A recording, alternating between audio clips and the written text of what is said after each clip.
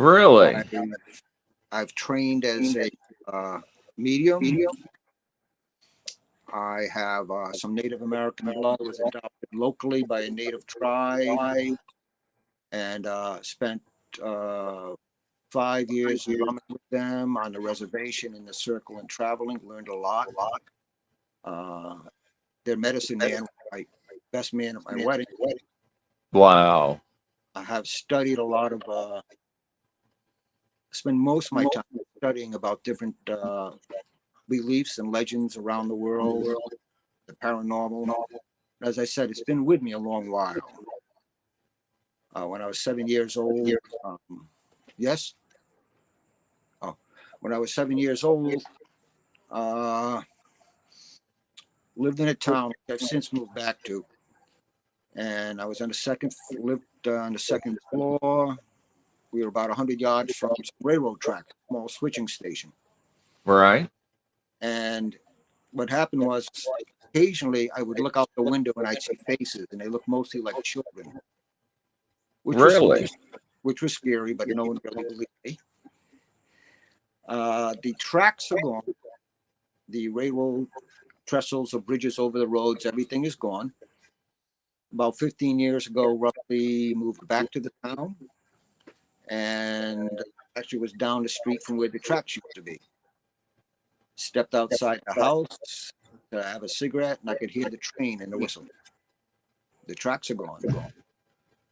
The train is gone, but the ghost train, as they say in town, because I checked it out, is that a lot of people have heard it. They call it the ghost train on the old tracks. And even though we moved to a new part of the town since then, as recent as last fall, I've heard the train again. That's wild. And what I find really interesting is where the tracks run goes through two towns locally, and they recently decided to make it into a walking trail, which should be interesting, bringing all that energy there to those old tracks. What I did find out is that there were several people that died, including a number of children on those tracks. The same tracks I used to slip off, never tell my parents to play on, and hop trains. I think that I really think that my 7-year-old energy related to the children that died, and that's why they came to visit me. Their spirits did. Okay.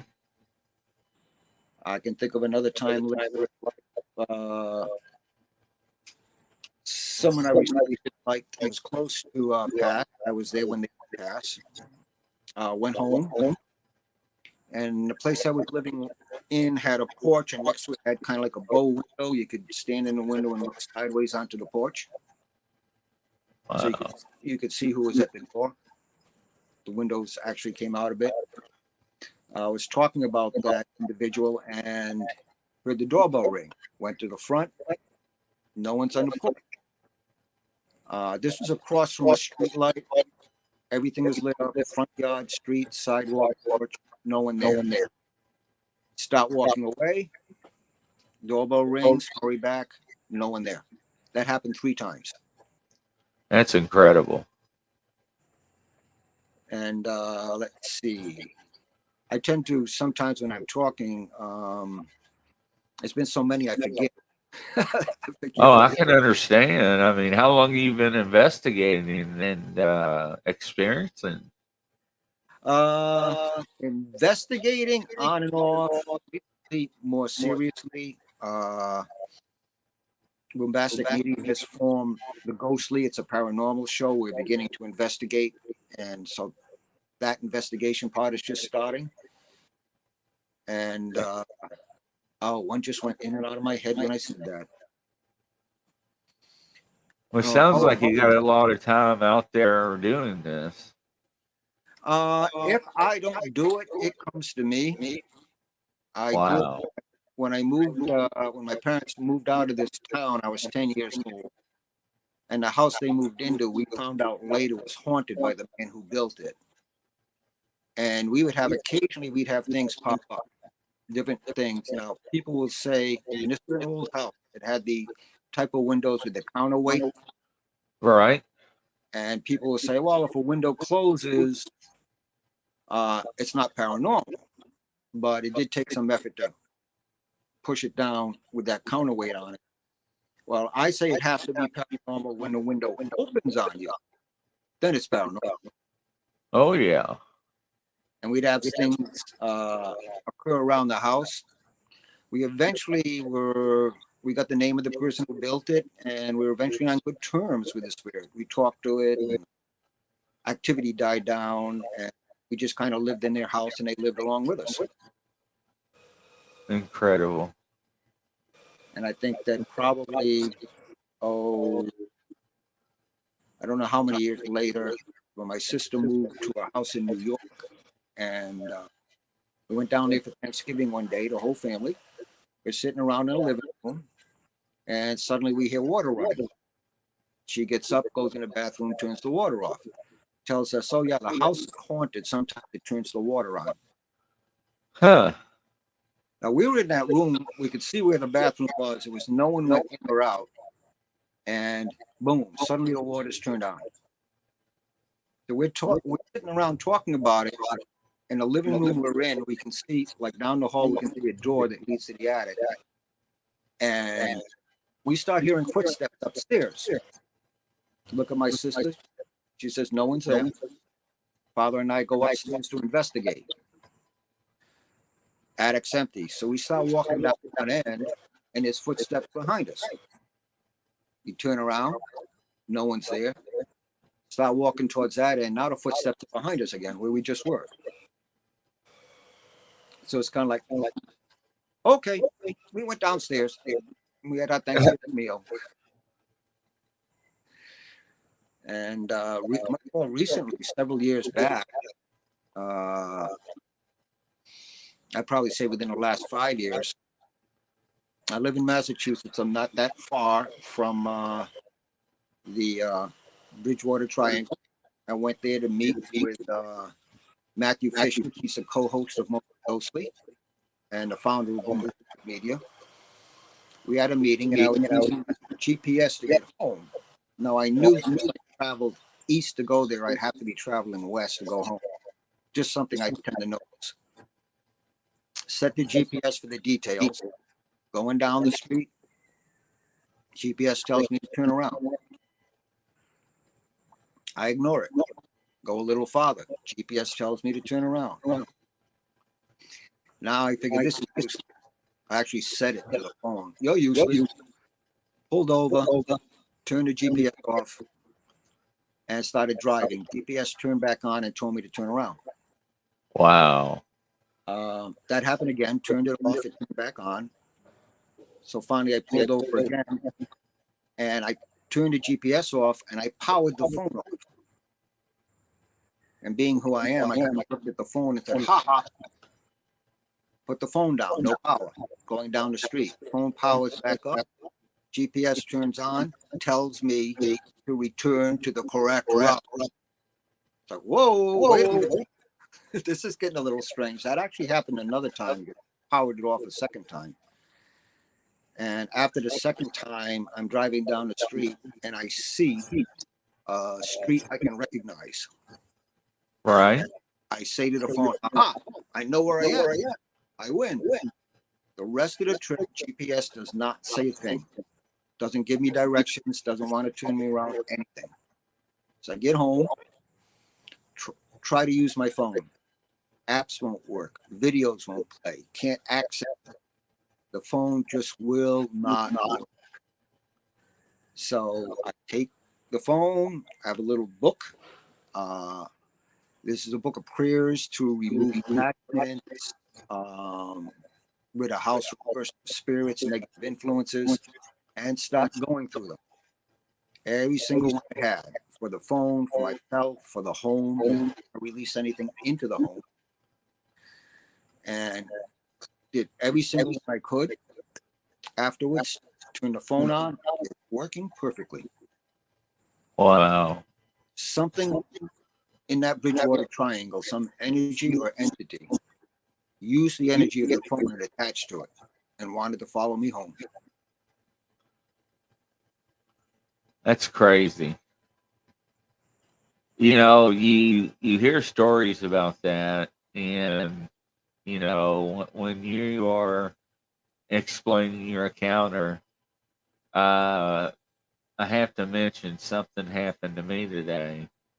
I was talking to another guest that have evil entity in their house, and for some reason, the link I sent to go live would not work. And then I started having computer problems, software problems, and it wouldn't let us connect. And we tried for 45 minutes. So I don't know what's going on. I had the same problems before you got on. And some reason, somehow, it just everything came back alive and it's working. So I do believe in stuff like that. I do it. I know it exists. So does the Catholic Church. That's why they have the holy water and also the prayers.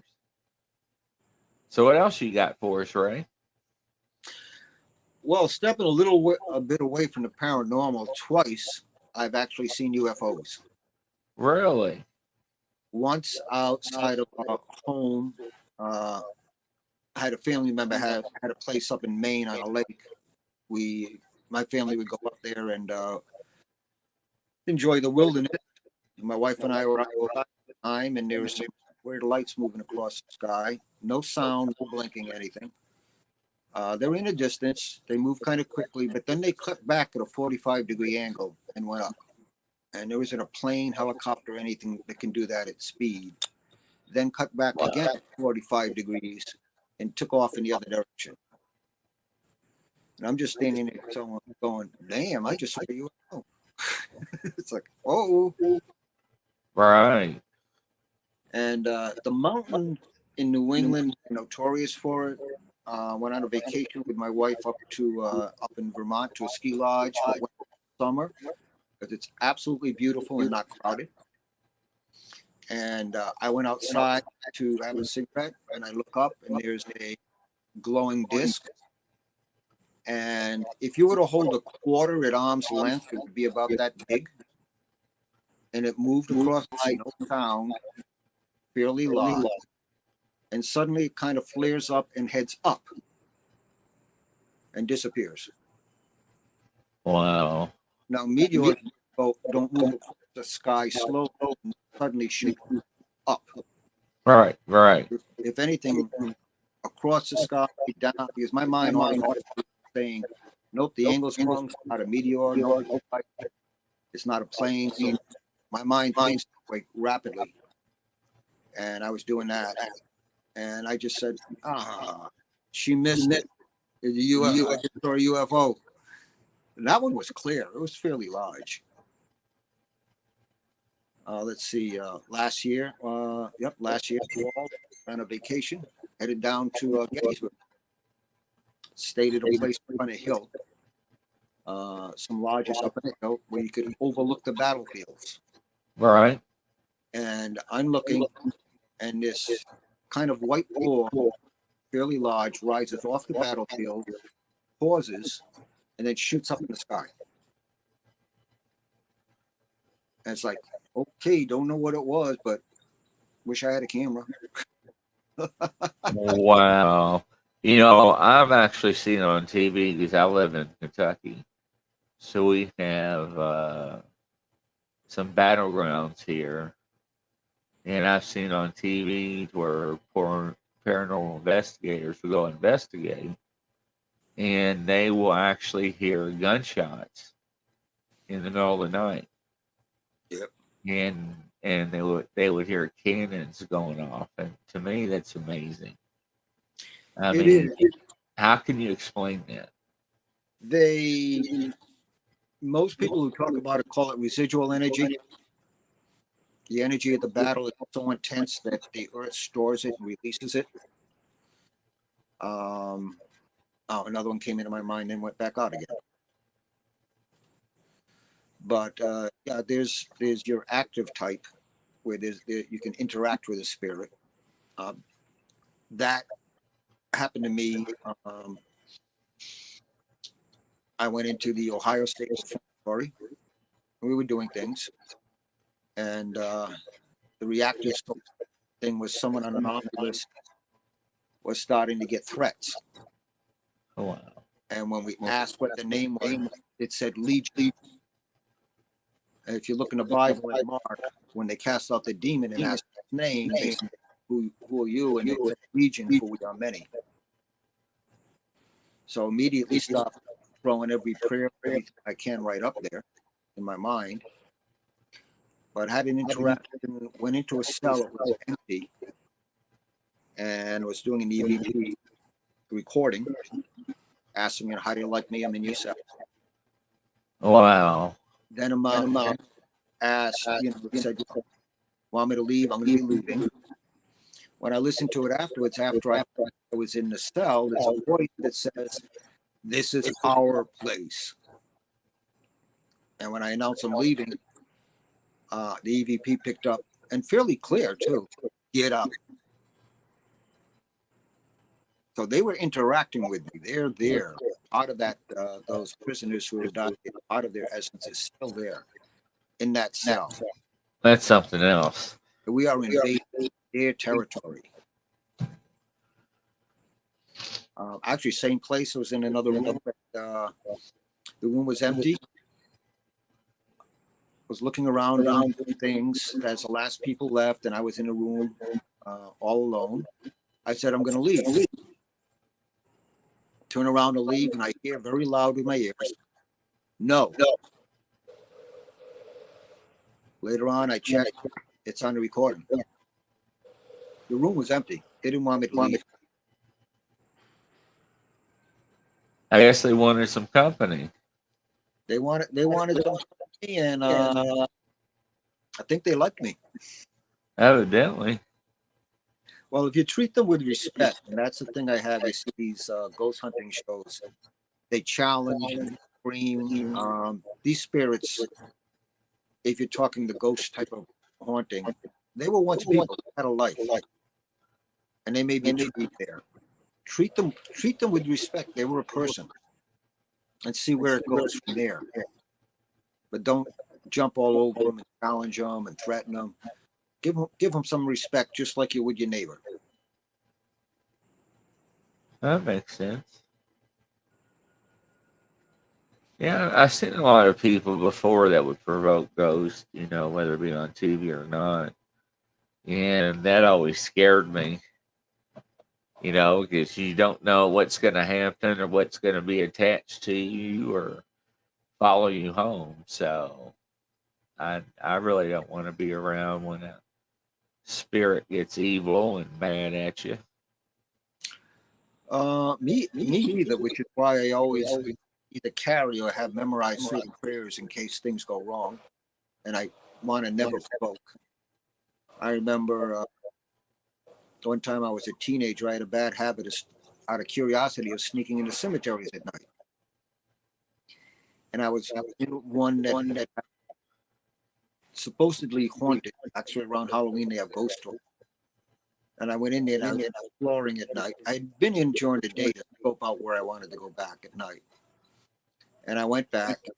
I decided I'm going to start to leave. I have trouble moving my foot.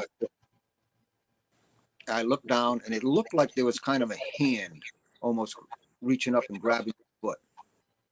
Wow. So I kind of freaked. I was about 15 years old. Yanked my foot hard and ran. Went back to the same spot the next day. There are no bushes, no headstones, nothing but clear mowed grass, nothing that I could jam my foot on. Wow. Just a grave nearby. I switched and started going back to a different cemetery. I didn't want anything remembering and grabbing me anymore. I don't blame you. I would never want something to come out of the ground and touch me. I'd probably have a heart attack and drop dead right there. I think I was too. I was too young and foolish to think that much about that. I just. But the fact that I continued, even though it was a different cemetery, occasionally explore them at night. One time I was in one Very modern, very nice cemetery. Snuck in a little bit just to kind of watch and see if I could see anything. And it looked like kind of a lady in a dress floating by. So I kind of sneak around to try to get another look. It's not there. Turn around. The same figure is kind of floating in another area. So I kind of tracked it for a while until I figured out that nope, I don't think I want to catch this. So I just left and never went back in there. Well, you're really adventurous at that age and younger. I'd say I probably still have some of that. If you come up with a really haunted place, I'm game to go in. Wow. I won't be climbing into places at night. I'm not supposed to anymore. I'll get permission, but I'll go. Wow, that's interesting. Well, anybody out there listening, Ray is up for the challenge. So make sure and send him an email. That's unbelievable. I did. So what got you into the paranormal? How'd you get started? Well, it was that first experience when I was 7, and then reoccurring experiences. I got curious what's behind it. And back then, with no internet, I would read books, try and read up as much as I can. I had a whole library of books on things like paranormal and spiritual, and kept on reading, kept on studying, and every chance I had to actually investigate or go somewhere because of the curiosity that first incident had brought up, I would go. And just more things kept happening. Wow. I did reach a point where I met someone who was a medium. They were successful, used to have large galleries, and they started running classes, well, kind of informal classes. We'd meet once a week, a group of us, about 5 or 6.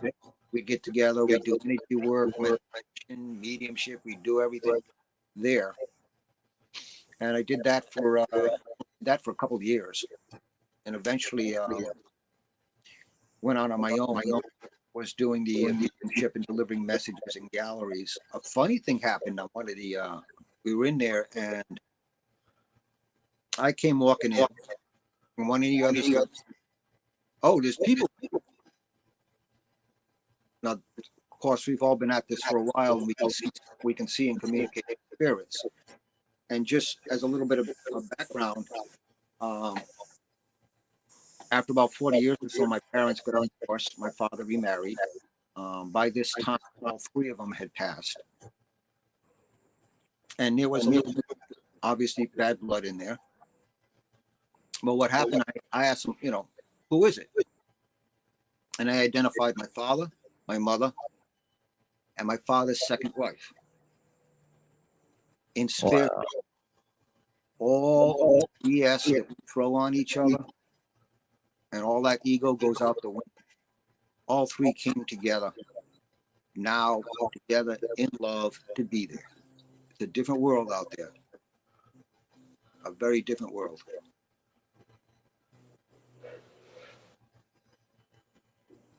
That's mind blowing. You have great success with the tools and resources that you use. It's fascinating to see on TV the tools that they use and what you use and the results they get out of. A lot of people say it's fake, but if you look at everything as a whole, why those words come out and certain words that relate to the topic that you're asking about. I mean, you can't make that object speak those words. So I'm always fascinated with the paranormal and Bigfoot, the cryptids. So what else do you got, Mr. Ray? Myself, if you're talking about what you see on shows, what I'd like to do is, if I'm going to investigate, I like to mix it up. Yes, I'll use a recorder. Might use cameras, use a certain amount of technology. But I'm also one for, let's say, putting something like a ping pong ball down in the middle of a circle and asking them, we're going to leave the room. Can you move it while we're out of here? And see if the ping pong ball moves. Or if there's been, let's say, footsteps in someone's attic, putting baby powder down, asking them to show themselves, leave the attic, go back later, see if there's footsteps. So I'm a mixture of old school where something physical happens, along with technology, recorders and sensors, EMFs.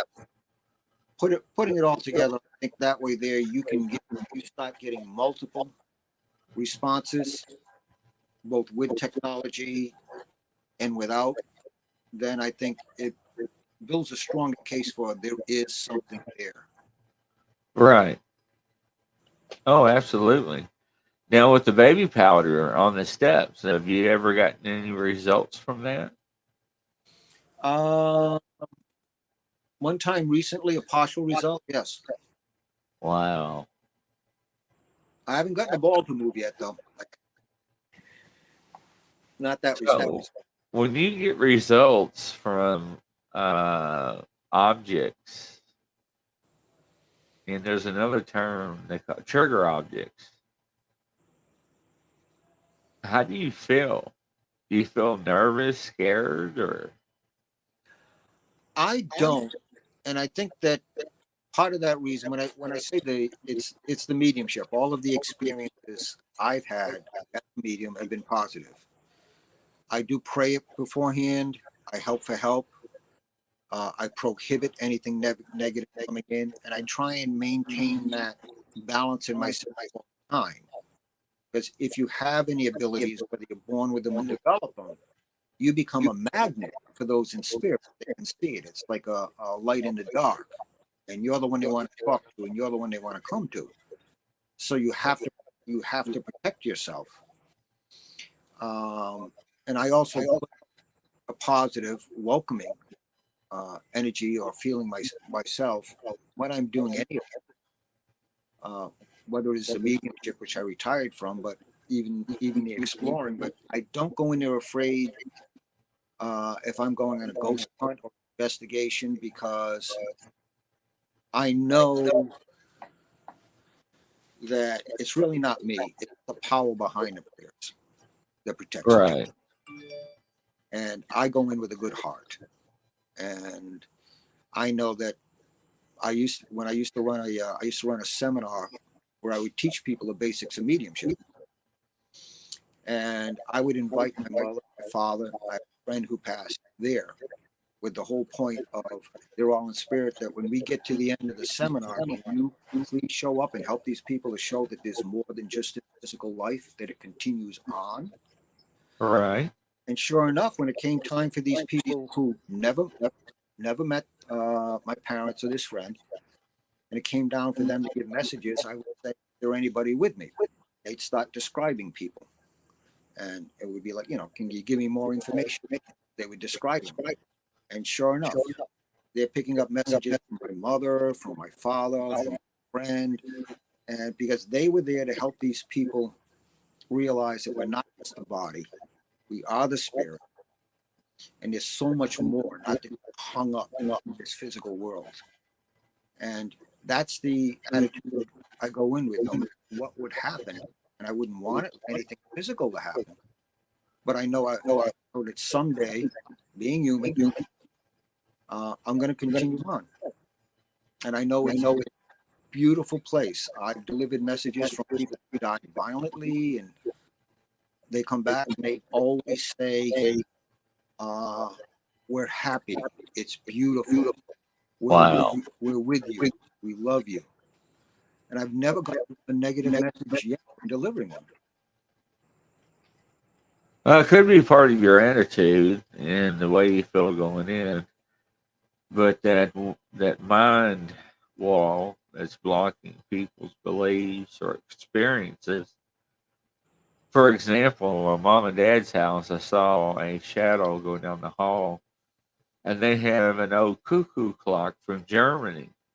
The ones with the weights that you pull down so the time would click and the music would play.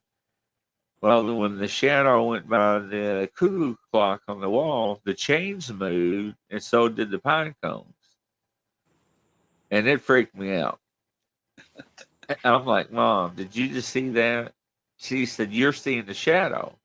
I'm like, Well, yeah, you saw it then. She said, No, I've already seen it many times.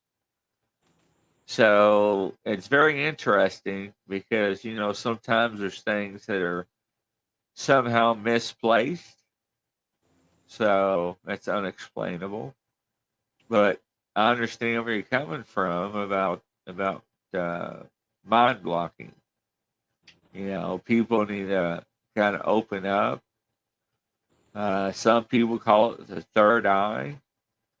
Your subconscious mind, and just take it in, and like you said, see what happens.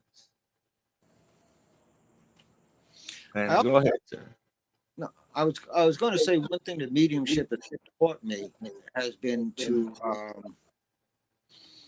appreciate our loved ones in life, but also it's encouraging. Everybody, a lot of people, like they say they believe in the afterlife. Some people will um, go ghost hunting so that they're looking for proof of something more. And I'll give you an example. This is the sort of thing that encourages me that they believe more. Uh, One thing when I was doing the mediumship, I do not want to know who you are, your family, who you want to talk to, anything. And if I say something like, "Oh, I see a man, he's 45 years old," I would say, "Do you understand?" I want a yes or a no. I don't want, "Oh, it's my father." No, because the only way it's going to be valid for you is if you give me nothing. Yeah. So, a lady, fairly young, I think 20s, very distraught. I found out afterwards she had lost her father. I also found out afterwards she had gone to about 4 or 5 people and gotten no answer. But she booked a private session, and I was giving her information with the yes or no. And if you go to give me information, I'll put my hand up and say, just yes or no. And she was on the edge of accepting. Now, I could see her standing next to her. I gave a physical description, their house, the hobbies he used to like, everything. But Wow. she didn't want. It's almost like she didn't want to finally accept. She was afraid. And so in my mind, I asked her, give me something that she'll know, so she knows that you're still with her.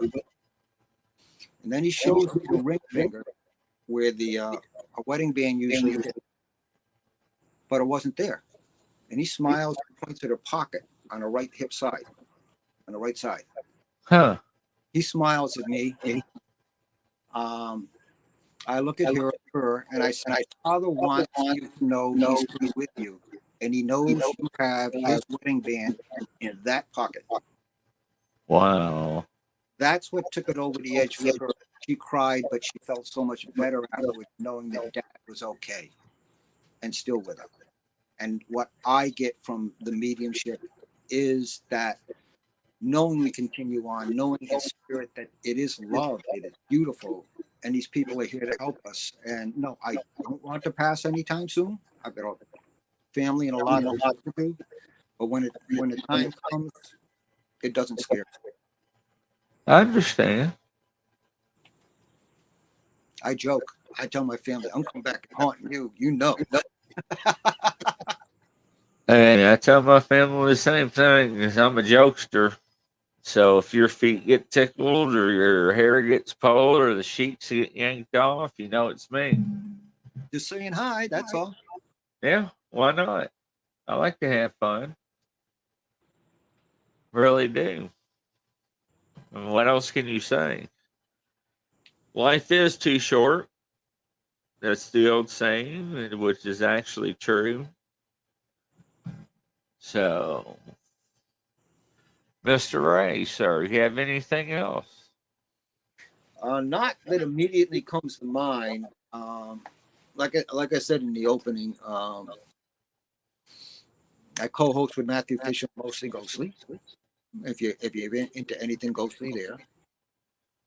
If you're looking at, we did an energy channeling seminar, the 2-part one, and it goes over the basics of spiritual protection, whether you're investigating or communicating, ways to protect yourself to take those steps. And if that sort of thing, if not that one, but that sort of thing, is something that I would recommend for everybody who's going to ghost hunt or investigate or do anything, right down to playing with Ouija boards, which I do not recommend. You open a portal in any sort of way, you don't know what's going on. True. So get yourself into some protection, some learning the ropes. And when you're comfortable with that, then you just go for it. Yeah, that would be interesting. Everybody going out there doing investigations. I love to hear people's stories and their encounters and experiences they have, especially while investigating or living at home, or just like you going out so young and doing stuff. And it's wild, the things that you have seen or have seen in your lifetime that others have not. That's awesome. I haven't gotten, really casual about it, but I recognize it's simply a part of my life and I welcome it. And it's, to me, not that unusual. It just occurs. So if it's going to happen, let it happen. Well, that's true. It really is. Unbelievable. Unbelievable. All we want to say is thank you to Mr. Ray. Thank you for having me. Absolutely, it was wonderful. We'd love to have you back on the show and talk about some more investigations that you have. That sounds good to me. Mr. Ray.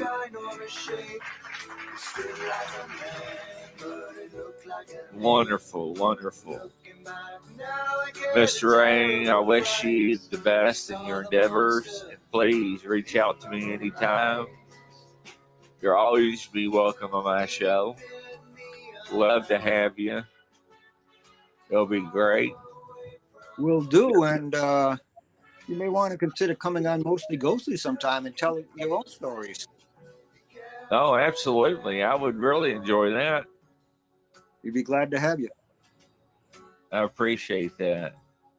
This is Grizzly Bigfoot. Everybody have a great afternoon and evening. We're signing off, everybody.